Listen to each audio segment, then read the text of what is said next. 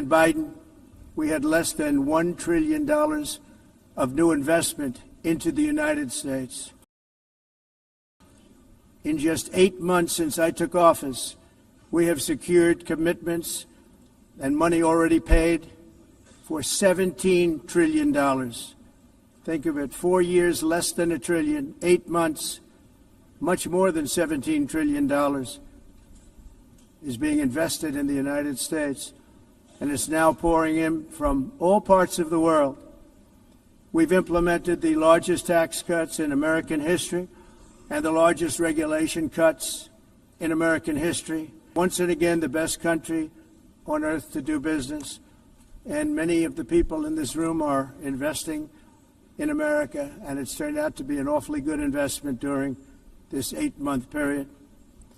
In my first term, I built the greatest economy in the history of the world. We had the best economy ever, history of the world. And I'm doing the same thing again, but this time it's actually much bigger and even better. The numbers far surpass my record-setting first term. On our southern border, we have successfully repelled a colossal invasion. And for the last 4 months, and that's 4 months in a row, the number of illegal aliens admitted and entering our country has been 0.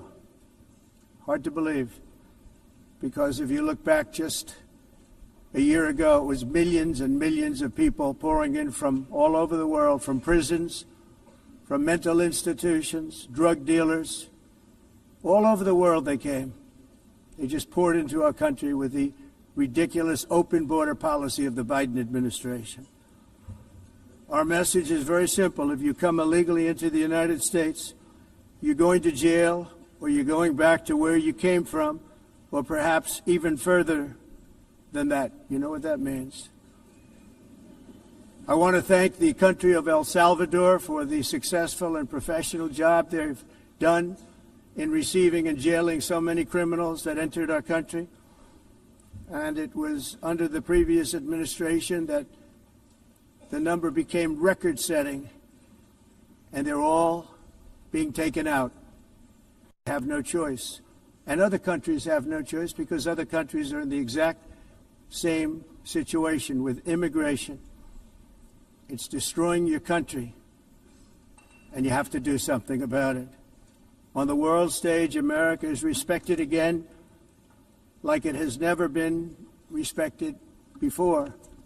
You think about 2 years ago, 3 years ago, 4 years ago, or 1 year ago, we were a laughingstock all over the world. At the NATO summit in June, virtually all NATO members formally committed to increase defense spending, at my request, from 2% to 5% of GDP, making our alliance far stronger and more powerful than it was ever before. In May, I traveled to the Middle East to visit my friends and rebuild our partnerships in the Gulf and those valued relationships with Saudi Arabia, Qatar, and the UAE, and other countries are now, I believe, closer than ever before. My administration has negotiated one historic trade deal after another, including with the United Kingdom, the European Union, Japan, South Korea, Vietnam, Indonesia, the Philippines, Malaysia, and many, many others. Likewise, in a period of just 7 months, I have ended 7 unendable wars. They said they were unendable. You're never going to get them solved. Some were going for 31 years, 2 of them, 31, think of it, 31 years. One was 36 years. One was 28 years. I ended 7 wars. And in all cases, they were raging with countless thousands of people being killed. This includes Cambodia and Thailand, Kosovo and Serbia, the Congo and Rwanda, a vicious, violent war that was, Pakistan and India, Israel and Iran, Egypt and Ethiopia, and Armenia and Azerbaijan. It included all of them.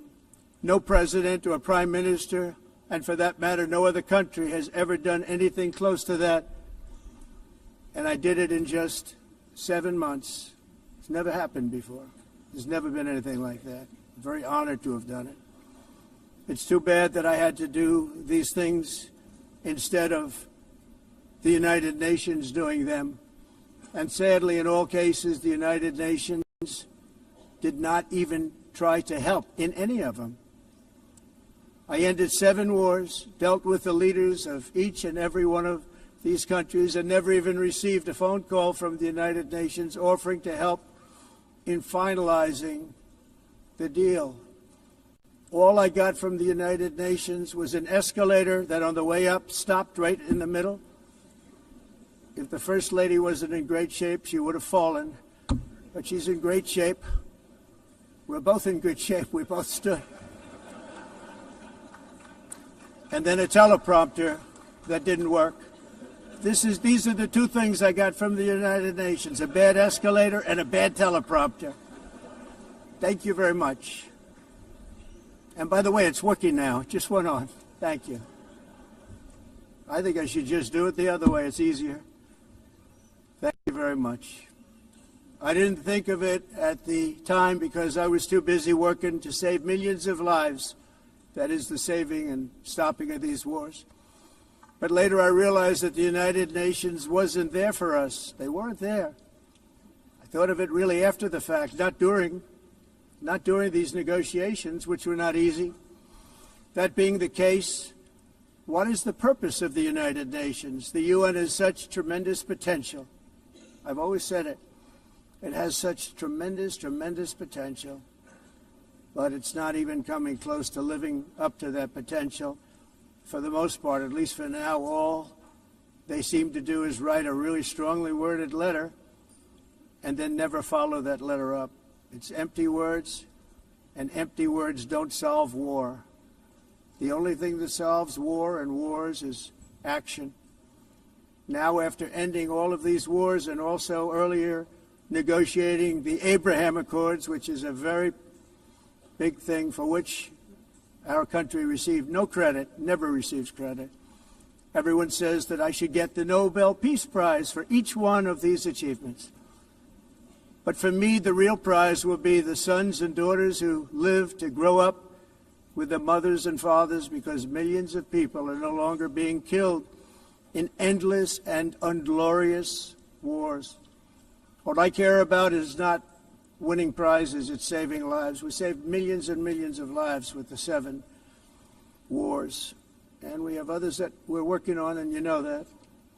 Many years ago, a very successful real estate developer in New York, known as Donald J. Trump, I bid on the renovation and rebuilding of this very United Nations complex. I remember it so well. I said at the time that I would do it for $500 million, rebuilding everything. It would be beautiful. I used to talk about, I'm going to give you marble floors. They're going to give you terrazzo. I'm going to give you the best of everything. You're going to have mahogany walls. They're going to give you plastic. But they decided to go in another direction, which was much more expensive at the time, and which actually produced a far inferior product. And I realized that they did not know what they were doing when it came to construction, and that their building concepts were so wrong, and the product that they were proposing to build was so bad and so costly. It was going to cost them a fortune. And I said, and wait till you see the overruns. Well, I turned out to be right. They had massive cost overruns and spent between $2 and $4 billion on the building and did not even get the marble floors that I promised them. You walk on terrazzo. Do you notice that? As far as I'm concerned, frankly, looking at the building and getting stuck on the escalator, they still haven't finished the job. They still haven't finished. That was years ago. The project was so corrupt that Congress actually asked me to testify before them on the tremendous waste of money, because it turned out that they had no idea what it was, but they knew it was anywhere between $2 and $4 billion as opposed to $500 million with a guarantee. But they had no idea, and I said it cost much more than $5 billion. Unfortunately, many things in the United Nations are happening just like that, but on an even much bigger scale, much, much bigger. very sad to see. Whether the UN can manage to play a productive role, I've come here today to offer the hand of American leadership and friendship to any nation in this assembly that is willing to join us in forging a safer, more prosperous world. And it's a world that we'll be much happier with. A dramatically better future is within our reach. But to get there, we must reject the failed approaches of the past and work together to confront some of the greatest threats in history. There is no more serious danger to our planet today than the most powerful and destructive weapons ever devised by man, of which the United States, as you know, has many. Just as I did in my first term, I've made containing these threats a top priority, starting with the nation of Iran. My position is very simple. The world's #1 sponsor of terror can never be allowed to possess the most dangerous weapon. That's why, shortly after taking office, I sent the so-called Supreme Leader a letter making a generous offer. I extended a pledge of full cooperation in exchange for a suspension of Iran's nuclear program. The regime's answer was to continue their constant threats to their neighbors and U.S. interests throughout the region and some great countries that are right nearby. Today, many of Iran's former military commanders, in fact, I can say almost all of them, are no longer with us. They're dead. And 3 months ago, in Operation Midnight Hammer, 7 American B-2 bombers dropped the 30,000-pound each bombs on Iran's key nuclear facilities, totally obliterating everything. No other country on earth could have done what we did. No other country has the equipment to do what we did. We have the greatest weapons on earth. We hate to use them. But we did something that for 22 years people wanted to do. With Iran's nuclear enrichment capacity demolished, I immediately brokered an end to the 12-day war, as it's called, between Israel and Iran, with both sides agreeing to fight no longer. As everyone knows, I have also been deeply engaged in seeking a ceasefire in Gaza. Have to get that done. Have to get it done. Unfortunately, Hamas has repeatedly rejected reasonable offers to make peace. We can't forget October 7th, can we? Now, as if to encourage continued conflict, some of this body is seeking to unilaterally recognize a Palestinian state. The rewards would be too great for Hamas terrorists for their atrocities. This would be a reward for these horrible atrocities, including October 7th, even while they refuse to release the hostages or accept a ceasefire. Instead of giving to Hamas and giving so much, because they've taken so much, they have taken so much. This could have been solved so long ago. But instead of giving in to Hamas's ransom demands, those who want peace should be united with one message: release the hostages now. Just release the hostages now. Thank you.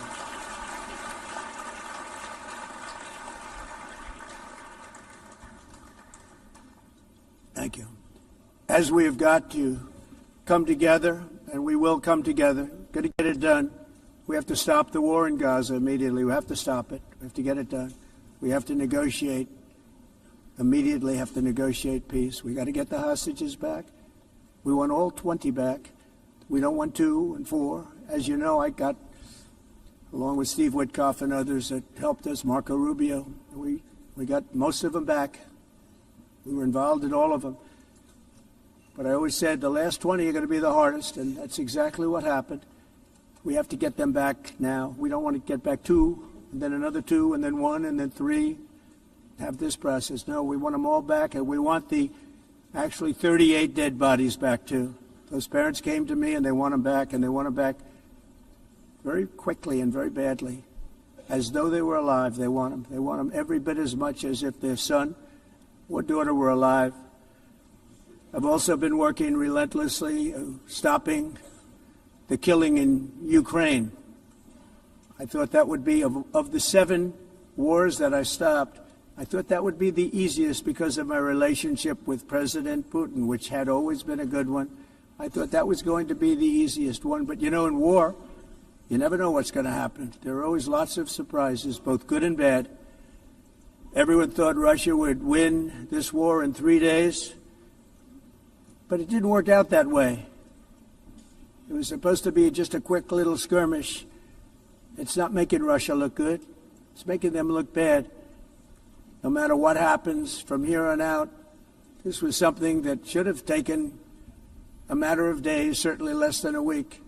And they've been fighting for 3.5 years and killing anywhere from 5,000 to 7,000 young soldiers, mostly soldiers, on both sides, every single week, from 5,000 to 7,000 dead young people, and some in cities, much smaller numbers. Rockets are shot, where drones are dropped. This war would never have started if I were president. This was a war that should have never happened. It shows you what leadership is, what bad leadership can do to a country. Look what happened to the United States, and look where we are right now in just a short period of time. The only question now is how many more lives will be needlessly lost on both sides. China and India are the primary funders of the ongoing war by continuing to purchase Russian oil. But inexcusably, even NATO countries have not cut off much Russian energy and Russian energy products, which, as you know, I found out about 2 weeks ago, and I wasn't happy. Think of it. They're funding the war against themselves. Who the hell ever heard of that one? In the event that Russia is not ready to make a deal to end the war, then the United States is fully prepared to impose a very strong round of powerful tariffs, which would stop the bloodshed, I believe, very quickly. But for those tariffs to be effective, European nations, all of you are gathered here right now, would have to join us in adopting the exact same measures. I mean, you're much closer to the city. We have an ocean in between. You're right there. And Europe has to step it up. They can't be doing what they're doing. They're buying oil and gas from Russia while they're fighting Russia. It's embarrassing to them, and it was very embarrassing to them when I found out about it, I can tell you that. They have to immediately cease all energy purchases from Russia. Otherwise, we're all wasting a lot of time. So I'm ready to discuss this. We're going to discuss it today with the European nations, all gathered here. I'm sure they're thrilled to hear me speak about it, but that's the way it is. I like to speak my mind and speak the truth. As we seek to reduce the threat of dangerous weapons today, I'm also calling on every nation to join us in ending the development of biological weapons once and for all. And biological is terrible, and nuclear is even beyond, and we include nuclear in that. We want to have a cessation of the development of nuclear weapons. We know, and I get to view it all the time. Sir, would you like to see? And I look at weapons that are so powerful that we just can't ever use them. If we ever use them, the world literally might come to an end. There would be no United Nations to be talking about. There would be no nothing. Just a few years ago, reckless experiments overseas gave us a devastating global pandemic. Yet despite that worldwide catastrophe, many countries are continuing extremely risky research into bioweapons and man-made pathogens. This is unbelievably dangerous. To prevent potential disasters, I'm announcing today that my administration will lead an international effort to enforce biological weapons convention, which is going to be meeting with the top leaders of the world by pioneering an AI verification system that everyone can trust. Hopefully the UN can play a constructive role, and it will also be one of the early projects under AI. Let's see how good it is, because a lot of people are saying it could be one of the great things ever but it also can be dangerous, but it can be put to tremendous use and tremendous good, and this would be an example of that. Not only is the UN not solving the problems it should, too often, it's actually creating new problems for us to solve. The best example is the number one political issue of our time, the crisis of uncontrolled migration. It's uncontrolled. Your countries are being ruined. The United Nations is funding an assault on Western countries and their borders. In 2024, the UN budgeted $372 million in cash assistance to support an estimated 624,000 migrants journeying into the United States. Think of that. The UN is supporting people that are illegally coming into the United States, and then we have to get them out. The UN also provided food, shelter, transportation, and debit cards to illegal aliens. Can you believe that? On the way to infiltrate our southern border. Millions of people came through that southern border. Just a year ago, millions and millions of people were pouring in, 25 million altogether over the 4 years of the incompetent Biden administration. And now we have it stopped, totally stopped. In fact, they're not even coming anymore because they know they can't get through. But what took place is totally unacceptable. The UN is supposed to stop invasions, not create them and not finance them. In the United States, we reject the idea that mass numbers of people from foreign lands can be permitted to travel halfway around the world, trample our borders, violate our sovereignty, cause unmitigated crime, and deplete our social safety net. We have reasserted that America belongs to the American people, and I encourage all countries to take their own stand in defense of their citizens as well. You have to do that because I see it. I'm not mentioning names. I see it, and I can call every single one of them out. You're destroying your countries. They're being destroyed. Europe is in serious trouble. They've been invaded by a force of illegal aliens like nobody's ever seen before. Illegal aliens are pouring into Europe. Nobody is ever, and nobody's doing anything to change it, to get them out. It's not sustainable. And because they choose to be politically correct, they're doing just absolutely nothing about it. And I have to say, I look at London where you have a terrible mayor, terrible mayor. And it's been so changed, so changed. Now they want to go to Sharia law. But you're in a different country. You can't do that. Both the immigration and their suicidal energy ideas will be the death of Western Europe if something is not done immediately. This cannot be sustained. What makes the world so beautiful is that each country is unique. But to stay this way, every sovereign nation must have the right to control their own borders. You have the right to control your borders, as we do now, and to limit the sheer numbers of migrants entering their countries and paid for by the people of that nation that were there and that built that particular nation at the time.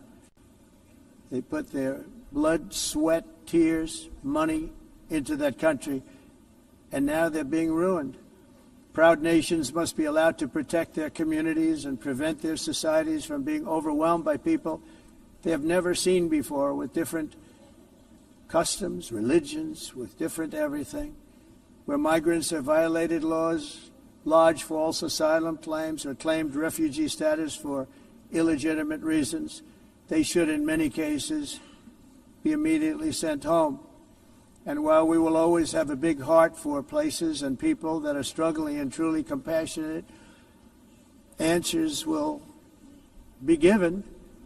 We have to solve the problem, and we have to solve it in their countries, not create new problems in our countries. And we are very helpful to a lot of countries that are just not able to send their people anymore. They used to send them to us in caravans of 25,000, 30,000 people each. These massive caravans of people pouring into our country, totally unchecked and unvetted. But not anymore. According to the Council of Europe in 2024, almost 50% of inmates in German prisons were foreign nationals or migrants. In Austria, the number was 53% of the people in prisons were from places that weren't from where they are now. In Greece, the number was 54%, and in Switzerland, beautiful Switzerland, 72% of the people in prisons are from outside of Switzerland. When your prisons are filled with so-called asylum seekers who repaid kindness, and that's what they did, they repaid kindness with crime. It's time to end the failed experiment of open borders. You have to end it now. See, I can tell you, I'm really good at this stuff. Your countries are going to hell. In America, we've taken bold action to swiftly shut down uncontrolled migration. Once we started detaining and deporting everyone who crossed the border and removing illegal aliens from the United States, they simply stopped coming. They're not coming anymore. We're getting a lot of credit, but they're not coming anymore.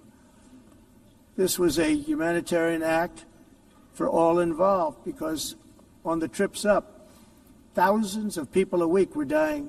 Women were being raped. Nobody's ever seen anything like it. Raped, horribly beaten, raped. On the trip up, the journey up, it was a long walk. It was a long, arduous journey, indeed. And it was also a historic victory throughout the region. What we did was a victory, and we saved so many lives of people that wouldn't make the journey. That journey was loaded up with death. Loaded up with death. Dead bodies all along the roads of jungles.